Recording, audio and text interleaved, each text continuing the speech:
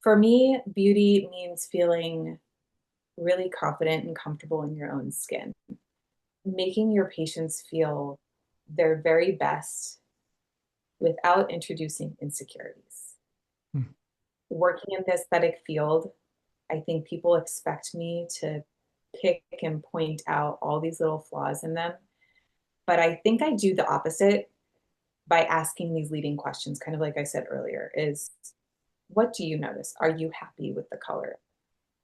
I want to know what do they see because I don't want to tell them your eyebrows uneven. Doesn't that bother you? Like that's just going to make them feel bad. Welcome to the Beauty Talk podcast, where we feature how the best medical practitioners help their patients to look better, younger, and healthier. Now, enjoy the show, and here's your host. Daniel Gao here. I'm the host of Beauty Talk. We feature the top medical practitioners in health and beauty, both inside and out. I have Dr. Brittany Dickinson, a cosmetic dentist, Invisalign provider, and facial aesthetics expert who owns Chicago Aesthetic Dentistry, a luxury boutique practice in the heart of Chicago. She specializes in minimally invasive smile makeovers, porcelain veneers, Invisalign, and facial aesthetics, combining exceptional clinical care with a concierge-level patient experience that attracts patients from across the country. Passionate about the connection between oral health, facial aesthetics, and confidence, Dr. Dickinson is dedicated to helping patients look, feel, and smile their best. So, Dr. Dickinson, welcome and glad to have you here. Thank you for having me. I'm excited to be here. Yeah, so let's start from the very beginning. How did you first get interested in the medical field?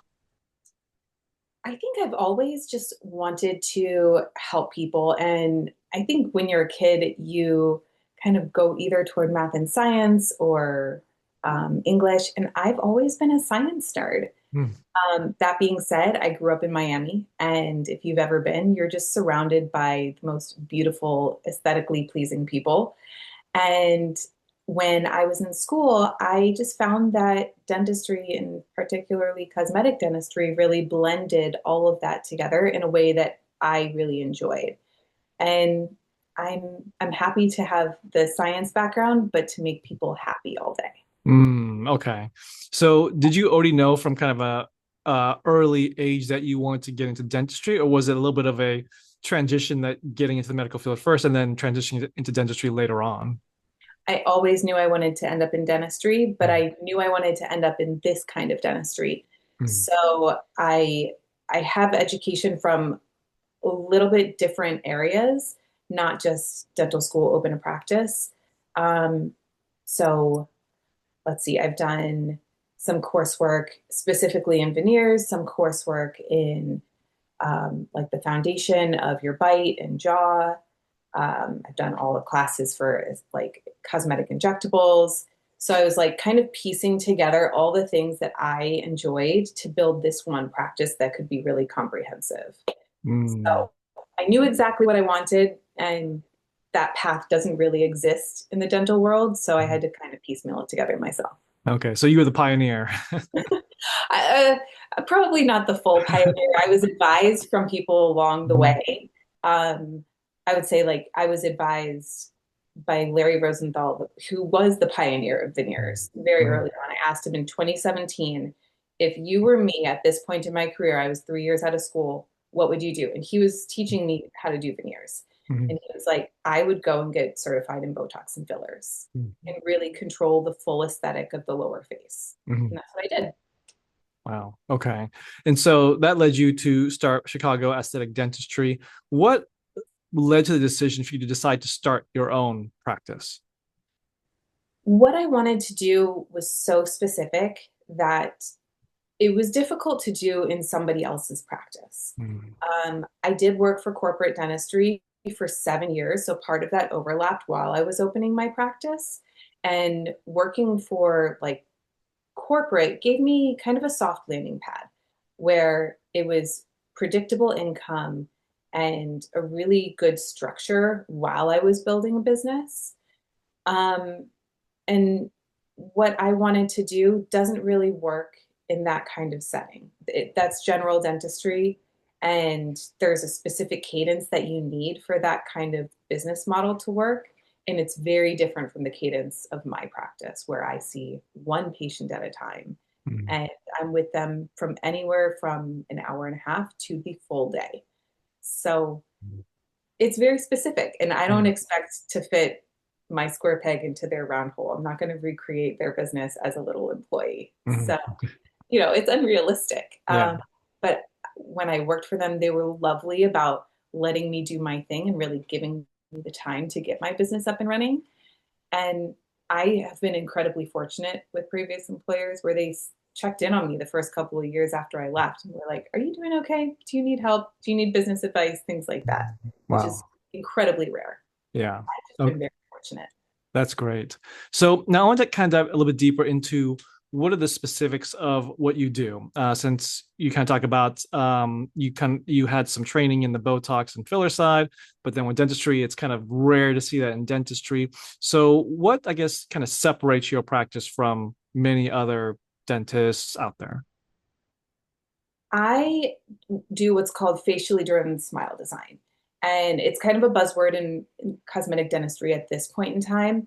But we look at the full face, bone structure, symmetry, things like that. And we use that to design the smile.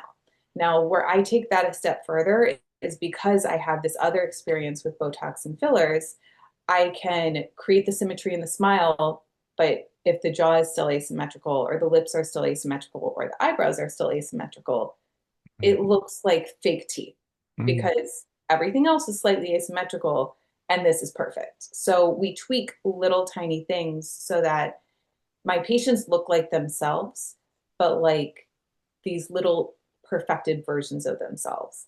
And it's really fun because we can do their entire smile and people will be like, "Oh, you look like you got your teeth whitened."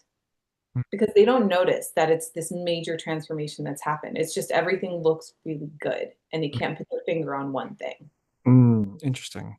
So I guess how much of this would be aesthetically driven, like you're making aesthetic changes, versus, I guess I'll call it structurally or functional, like the actual like working on the teeth side of it, or is it really going to be kind of dependent from person to person, or is it kind of like broadly aesthetics is maybe 30%, the structural is 70%, or like what's going to be that mix? I think it's 100.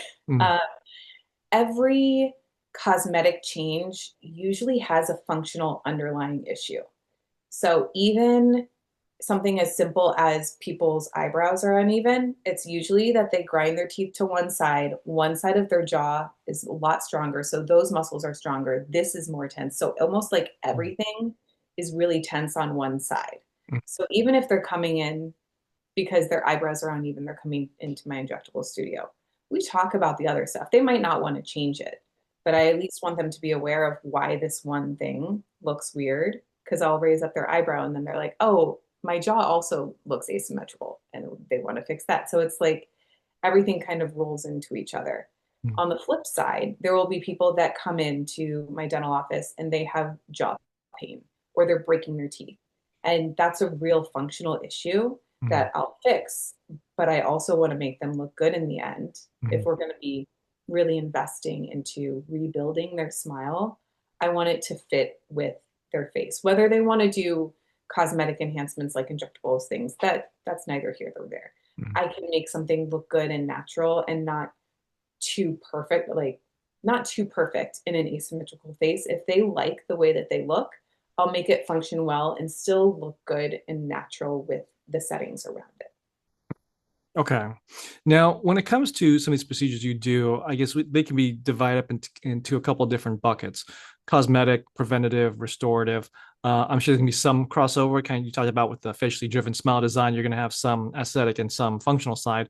But what's kind of the main difference between these three: cosmetic, preventative, and restorative? Sure. Cosmetic would be if, say, like things are functionally working well. So, say they've gone through Invisalign, their bite is even. That's all looking good. But prior to that, they were wearing their teeth unevenly. And that's bothering them. Now that everything's feeling good and evenly spaced with their bite, they're noticing these worn edges. So then we do veneers or cosmetic bonding. That's really purely cosmetic to make things look good, because they're still functioning well without it. When it comes to the functional things, usually, at least in my practice, people will come in with an underlying functional issue. So say they come in, they're like, oh, my teeth are uneven, or I'm chipping my front teeth.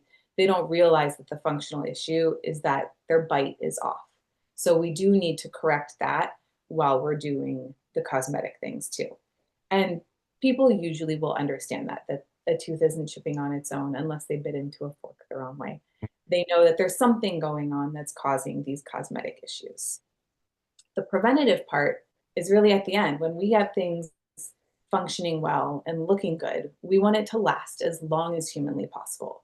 Now, everything we do is man-made materials, so it wears after a while. It does need to be replaced every once in a while. But I find that when they go in for regular cleanings, things last longer. When they wear a night guard, things last longer. And when they use a prescription strength toothpaste, it lasts longer. Because when it comes to veneers, the only reason to replace them is if they chip and break or if they have a cavity underneath them. And if I can prevent those two things, we're just waiting like the maximum amount of time to just replace it because the material itself is wearing out. Okay.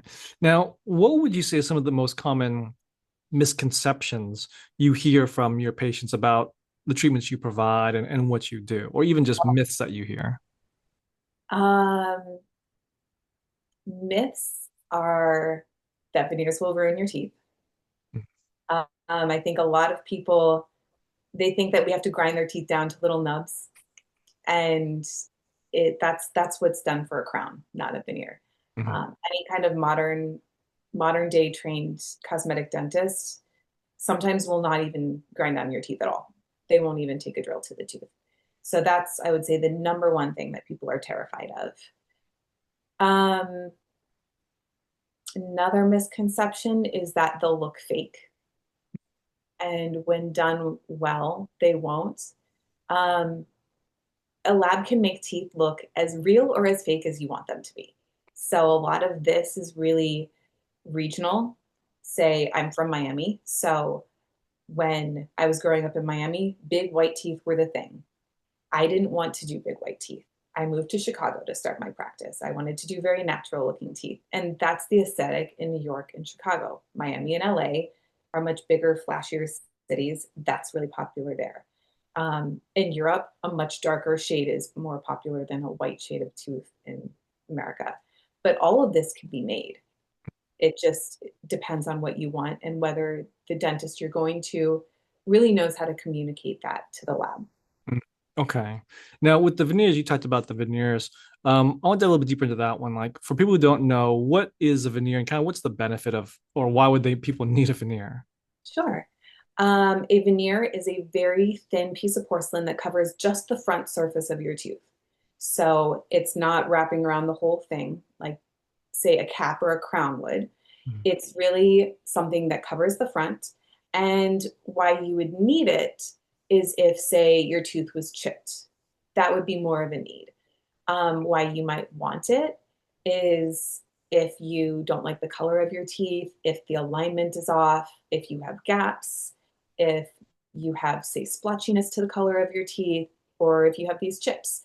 So the veneers can give the aesthetic or the appearance of perfectly straight teeth, or closing up your gaps, or having a more even, bright color. It can solve all of these things in one.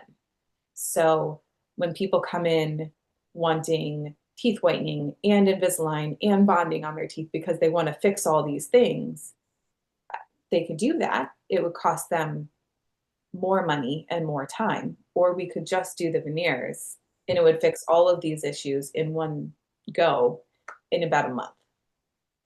Okay. That's kind of when we're deciding what treatments do you need. It's where do you want to end up? What do you really want fixed? If it's just the color that bothers people, whitening your teeth is great.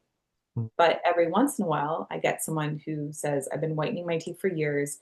I can never get them bright enough. Let's do the veneers. Okay. So, and that kind of leads me to this question as far as education goes. Like, how do you approach educating your patients on the different options, the different benefits of all these treatments. Because you kind of mentioned like, hey, someone wants to come in and get this done and do this, but maybe they just need veneers and make it a whole lot easier. So how do you approach that educational component for patients that come in that maybe think they know what they want, but it's really not the best fit, or people that come in and have no idea what they need? I find asking leading questions to be the best way. Talking at people never solves the issue. So I ask them leading questions of how do you feel about your color? Have you noticed this chip here? Have you noticed that your bite feels off? Do you ever wake up with jaw pain? So I lead them into realizing, oh, it's not just this one thing that bothers me. It's actually this whole slew of things. And then I can talk about, okay, there's this option that will solve this problem. This option will solve the other problem. Will solve this problem, or veneers will solve this, this, and this. And then it's up to them. If they want to do all, 4 different treatments to fix their issues, we can do that. But a lot of times they'll choose the one to fix everything and be done. Okay. So it's always educating them about what are their issues, what are the options, and then they choose. Got it. Now, when it comes to, let's say someone is looking for a cosmetic dentist or having some type of issue, maybe they've never been to a cosmetic dentist before and they have no idea who to go to. What advice would you give to this person as they're doing their search so that they can find that cosmetic dentist that has the knowledge, has the experience, that they can connect and resonate with, and who can really help them get the end result they're looking for? Sure. Research. I always start by crowdsourcing. Ask your friends. Mm-hmm. A lot of times, if you've had an issue, someone you know has as well. Look at their website, look at their social media, read reviews. Choosing a cosmetic dentist it's a big investment of your time and money and your health.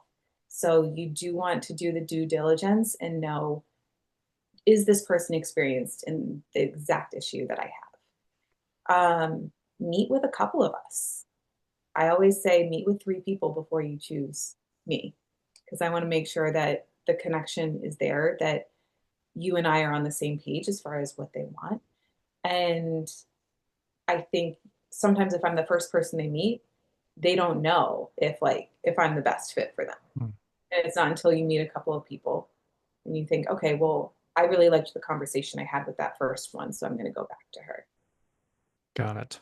Now, when it comes to how you approach patient care, what role do you believe creativity plays in your approach? Because I think when most people think about medicine, creativity is maybe not the first word that comes to mind. When it comes to dentistry, it's probably definitely a word they like, don't get creative with my mouth, just follow the procedure. But what role do you believe creativity plays in what you do? It plays a big role. But even within creativity, there are rules. Like even within fashion design and architecture, there are proportions and there are rules, which is what makes dentistry exciting as well. So when it comes to creativity, I think we all use it every day, and some people have a method to it, so it's more predictable, and some people don't. So maybe it just comes naturally to them, or they get lucky 1 in 10. But those of us that do this all the time, there's a methodology to it. So we're being creative, but we practice at it all the time. So when it comes to design and analysis, all of us have a process for it. And even when it comes to choosing a shade, it seems like it should be natural. You choose from like 1 or 2 shades, but it's not. There's a lot of different shading that can go into each individual tooth. And like I did a course in color theory for like fashion stylists, which is random, but I learned a lot about like analyzing someone's skin tones and undertones and being able to choose the right color family for them, like clothing wise. And that really goes and it reflects into the type of porcelain that I choose, because each brand of porcelain has its own undertone. It's something a lot of people don't know. So like it's creative for me to do that, but there's a methodology to it because I went and I educated myself in a specific type of thing for this one little step that I do. Okay. And then for artistic eye, like how important is it to have an artistic eye compared to someone who maybe is technically very good in what they do, but maybe doesn't necessarily have that artistic eye? Um, I think you need it. Mm. You need it.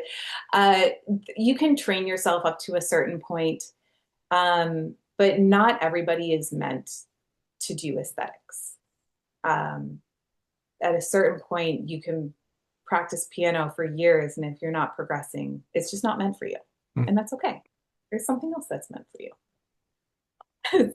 So it's not like you're born with it or you're not, Mm. but you're either trainable or you're not in it. Okay. And I'm sure that throughout your experience, Dr. Dickinson, you've had maybe some challenging cases you've worked on, or at least some memorable cases you've worked on.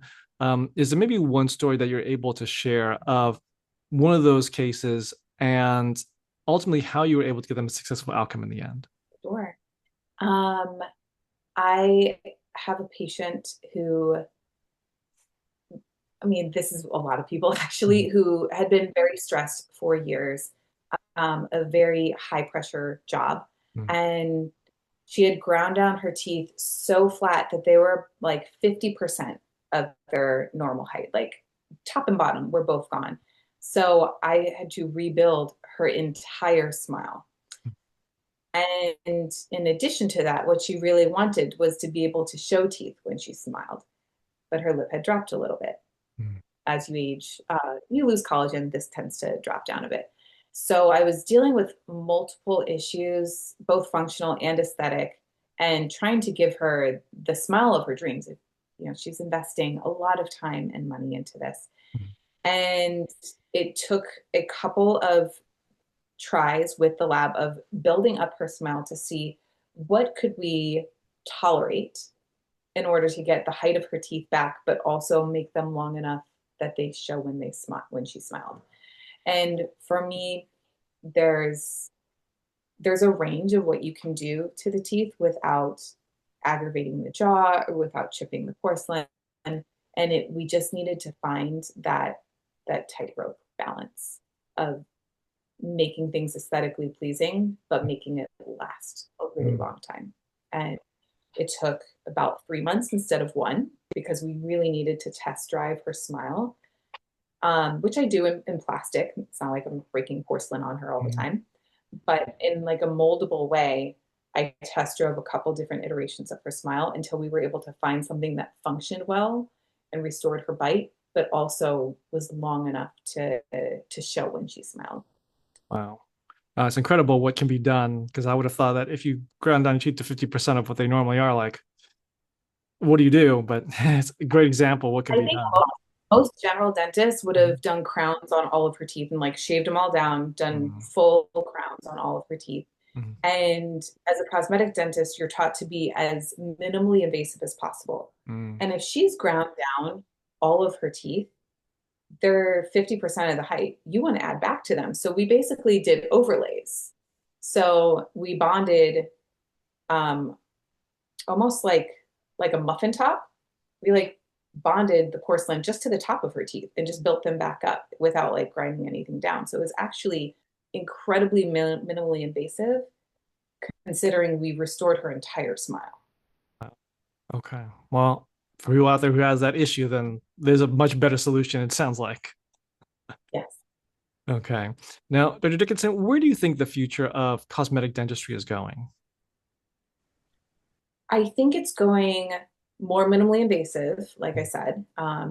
In the past, we used to grind down teeth to create room for porcelain. Now we're really finding materials that can be made thinner and thinner to just enhance rather than cover.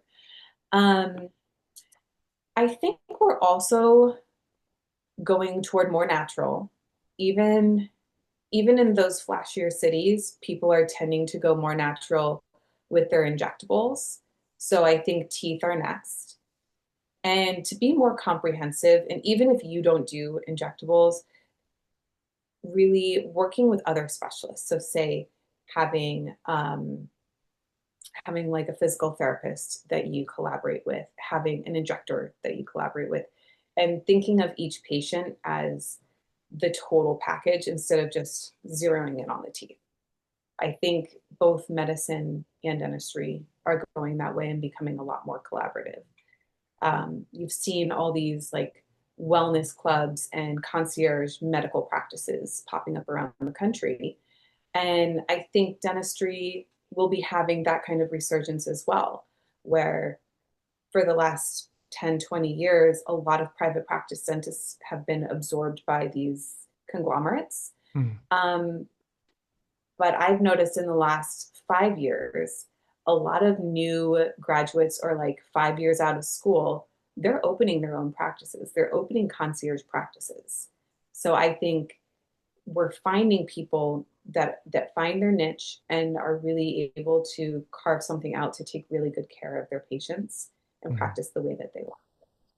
Well, sounds like it's a bright future ahead. I think so. It's really fun to see. I work with some students through a continuing education class. Oh, students, they're doctors. Through a continuing education class, but a lot of them are within that first 5 years out of school.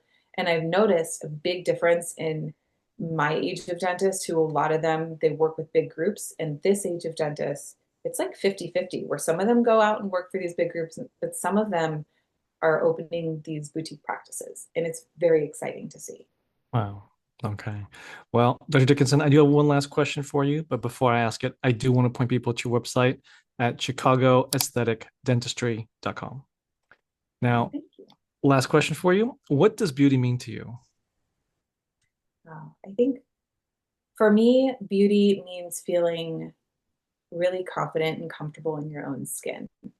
So making your patients feel their very best without introducing insecurities. Working in the aesthetic field, I think people expect me to pick and point out all these little flaws in them. But I think I do the opposite by asking these leading questions, kind of like I said earlier, is what do you notice? Are you happy with the color? I want to know, what do they see? Because I don't want to tell them, your eyebrows uneven. Doesn't that bother you? Like, that's just going to make them feel bad. So, functional things everyone needs to know. Aesthetics are so personal, and one person will hate the gap in their smile and one person will love the gap in their smile. So because it's so personal, beauty, just for me, it needs to be customizable and set to each person's heart rather than like a pure guideline. Okay. Well, there you have it. Dr. Dickinson sharing her expertise. So, Doctor, where can people contact you in your practice? Yes, at info@chicagoaestheticdentistry.com or on Instagram if you have questions for me personally, Dr. Brittany Dickinson. Awesome. Well, Dr. Dickinson, this is great. Thank you for coming on. Thank you for sharing your knowledge, and thanks for sharing your message. Thank you for having me. Thanks for listening to the Beauty Talk podcast. Any questions, please contact the practice directly with the contact information provided during the show. We'll see you again next time. Bye for now.